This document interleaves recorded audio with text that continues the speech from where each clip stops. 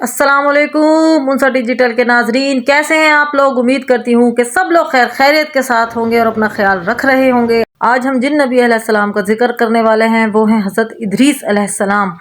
تو حضرت ادریس علیہ السلام کی تعریف بیان فرماتے ہوئے اور آپ کی نبوت اور صدیقیت کو ظاہر فرماتے ہوئے اللہ تعالیٰ فرماتا ہے، اور کتاب میں ادریس کو یاد کرو، بے شک وہ صدیق تھا، غیب کی خبریں دیتا اور ہم نے اسے بلند مقام پر اٹھا لیا۔ آپ کا بائبل میں نام خنوخ ذکر کیا گیا ہے، اور حضور نبی کریم صلی اللہ تعالی وسلم کا سلسلہ نسب حضرت ادریس علیہ السلام کی وساطت سے حضرت شیش علیہ السلام سے جا ملتا ہے۔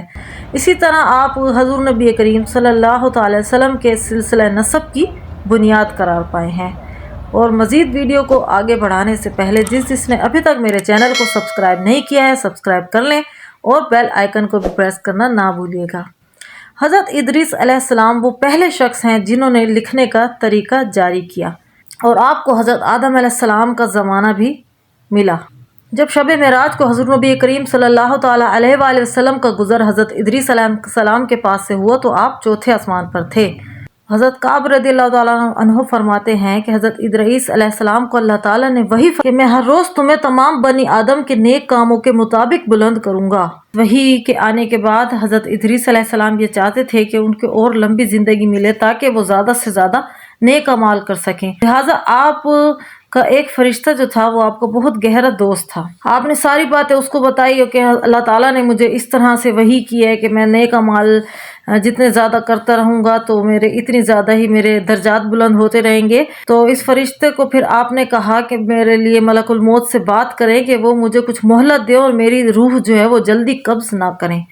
تو اس دوست فرشتے نے کیا کیا کہ آپ کو اپنے پروں میں چھپایا اور اوپر آسمان کی طرف لے کر اڑ گیا۔ ابھی وہ چوتھے ہی آسمان پر پہنچا تھا کہ حضرت ملک الموت سے ان کی ملاقات ہو گئی، جو کہ حضرت ادریس علیہ السلام کی ہی روح کو قبض کرنے کے لیے زمین پر آ رہے تھے۔ تو فرشتے نے ملک الموت سے اس متعلق بات کی جس کے بارے میں حضرت ادریس علیہ السلام نے ان سے بات کی تھی۔ ملک الموت نے پوچھا کہ حضرت ادریس علیہ السلام کہاں ہیں؟ فرشتے نے بتایا کہ وہ میری پیٹھ پر سوار ہیں۔ تو فرشتہ اجل نے کہا کہ تعجب ہے، مجھے بھیجا گیا ہے کہ میں حضرت ادریس علیہ السلام کی روح قبض کروں جبکہ وہ چوتھے آسمان پر ہیں۔ کہنے لگا کہ کیسے ہو سکتا ہے کہ میں ان کی چوتھے آسمان پر ہی روح قبض کروں جبکہ وہ زمین پر ہوں؟ تو فرشتہ اجل نے حضرت ادریس علیہ السلام کی روح قبض کر لی جبکہ وہ آسمان پر ہی تھے۔ جب ان کی روح قبض کر لی گئی اور وہ آسمانوں پر ہی موجود رہے۔ اس طرح کی مفید معلومات کے لیے ہمارے ساتھ بنے رہیے گا، اپنا خیال رکھیے گا۔ اللہ حافظ۔